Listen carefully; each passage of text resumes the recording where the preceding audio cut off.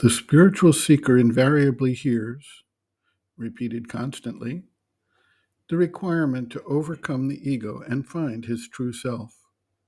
The self is one with the divine and shares the divine consciousness, knowledge, and impetus to action.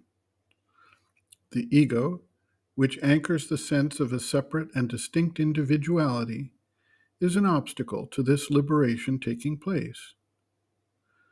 There is a purpose behind the emergence of the ego which identifies the need for a conscious individuality to arise out of what is otherwise a mass of relatively undefined action within any living species.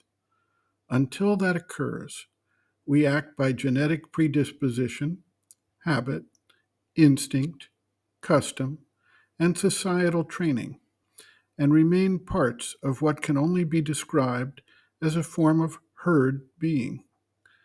It is the development of the mental consciousness in particular that gives rise to the possibility of a distinct, separate individuality, receiving various input and interpreting it through an internal logic structure. What remains to be understood is why this is a necessary stage in human evolution, and why it is a basis for the conscious evolution beyond the mind and the individual ego personality.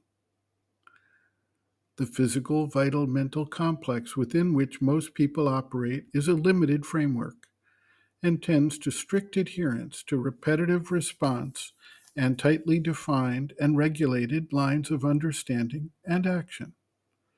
Spiritual development, however, requires stepping outside this rigid framework. The rise of the ego personality is the first attempt of nature to distinguish and differentiate the responsiveness of the individual to create a basis for that further development. In his Thoughts and Glimpses, Sri Aurobindo states, quote, "When we have passed beyond individualizing, then we shall be real persons. Ego was the helper. Ego is the bar." End quote. A disciple asks, "Mother, you said one day that before being able to identify oneself with the divine, one must first become an individual." The mother observes, quote, "Yes, well, that's it, exactly. You are in the period of becoming an individual. And so long as one is in this period of becoming an individual, well, one must wait until this period passes. That is, till you have become a conscious individual." Perfectly, it is that. "Mother, you said there are very few, 1 in a million perhaps, who are really conscious." The mother continues, quote, "Oh, if you take humanity at large, certainly. And the great mass of mankind will never become individuals. It will always be an amorphous mass, all intermingled, like that," gestures. To become an individual is what Sri Aurobindo calls becoming truly a mental man. Well, if you have read The Human Cycle, you will see that already it is not so easy to become a truly mental man who thinks by himself, is free from all outer influences, who has an individuality, who exists, has his reality. Even that is not so easy.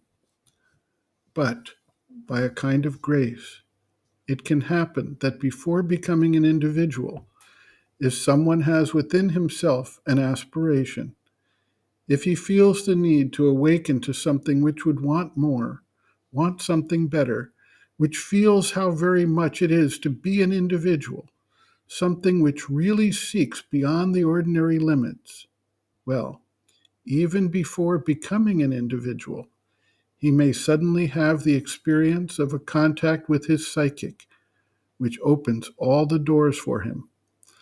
They close again later, but once they have opened, you never forget it. The remembrance remains very vividly."